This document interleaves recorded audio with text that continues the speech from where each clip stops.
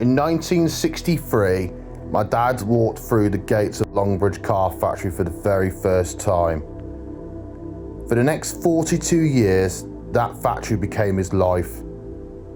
He saw the golden years of Rover, the chaos of British Leyland, and he was there on the very last day, when the gates closed for good. This is a story of the rise and fall of the British giant, told through the eyes of someone who lived it. And by exploring the history of Rover and Longbridge, I'm also trying to understand a small part of my own story.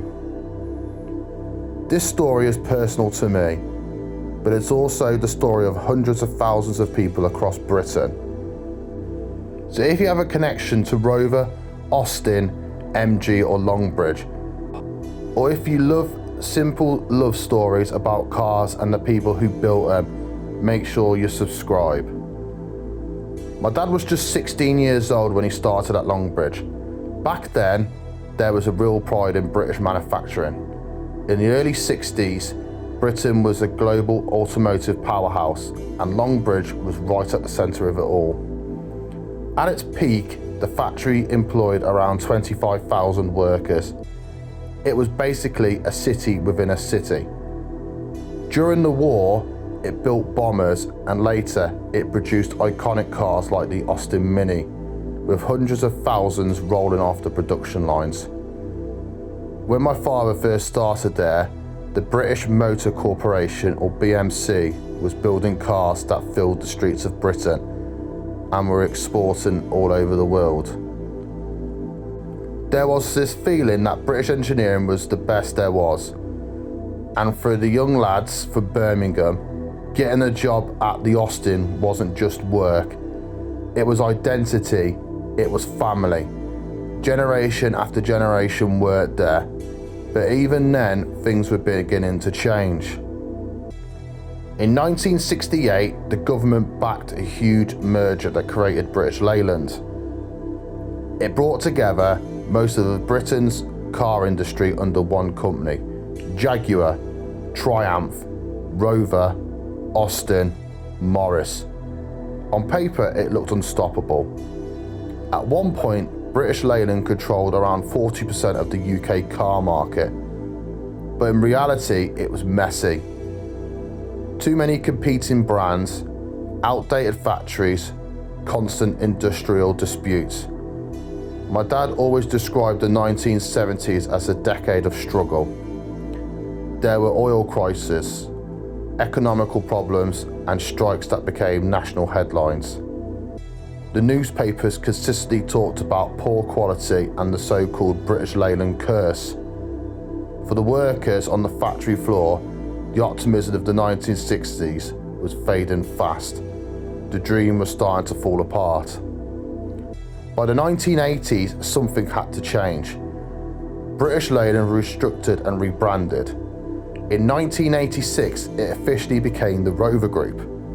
Then in 1987, the Austin name disappeared completely after more than 80 years at Longbridge. The company wanted to move upmarket and focus on the Rover brand instead. This was an era of the Austin Metro, launched in the hope of saving the company. It was also the era of the Rover 800, developed alongside Honda. That partnership with Honda felt like a lifeline. It brought Japanese efficiency and quality standards into the company that desperately needed them. By this time, my father had become a manager. In 1989, he moved into the Northworks, managing stores and logistics. His job was to keep parts flowing into the factory so assembly lines never stopped. He was right at the centre of the operation. Then came another massive change. In 1988, Rover was sold to British Aerospace, and just 6 years later, in 1994, it was sold again, this time to BMW.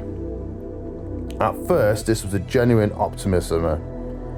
BMW had money, prestige and a world-class reputation. They invested heavily, and the biggest result of that investment was the Rover 75. When it launched in 1998, Reviews were fantastic. Many people believed it was the highest quality car Rover had ever built. But behind the scenes, things were difficult. There was a huge cultural clash between the British and German sides of the business.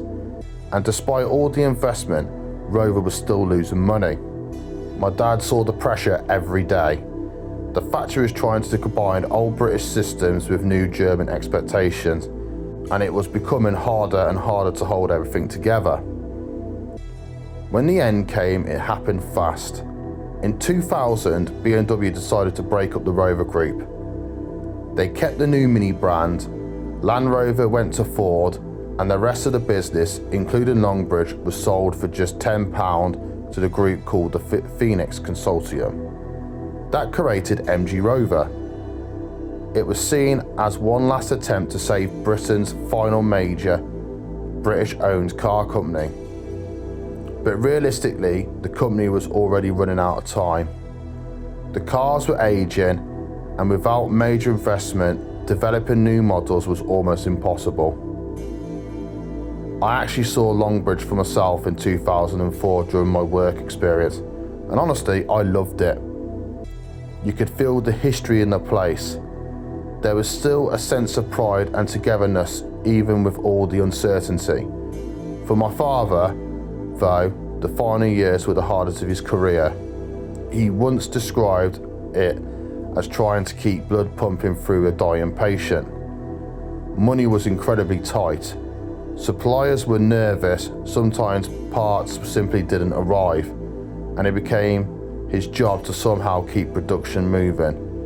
Every Rover 25, 45 and 75 that rolled off the line in those final years felt like a small miracle. But eventually, the miracle ran out. On April 8th, MG Rover went into administration. Production stopped immediately. Half-finished cars were left hanging silently on the tracks. Then on April 15th, the workforce was told it was over. After more than 100 years of car production, Longbridge was closing. Around 6,000 people lost their jobs overnight. And across the wider supply chain, an estimated 30,000 jobs disappeared too. It devastated the community. I never forget that day. My dad came home after 42 years of service, and for the first time I can remember, he was completely silent. No farewell, no celebration, just an abrupt ending. In the weeks after the closure, a small group of volunteers returned to the silent factory. Their job was to finish the final cars left stranded on the production line. The very last car, a Rover 75 Saloon, was eventually completed and is now displayed at the British Motor Museum.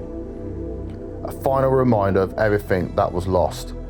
If you visit Longbridge today, it's almost unrecognisable. Most of the factory has been demolished. Where thousands once worked, there is now housing estates, retail parks, cafes and a college. It was a story of regeneration.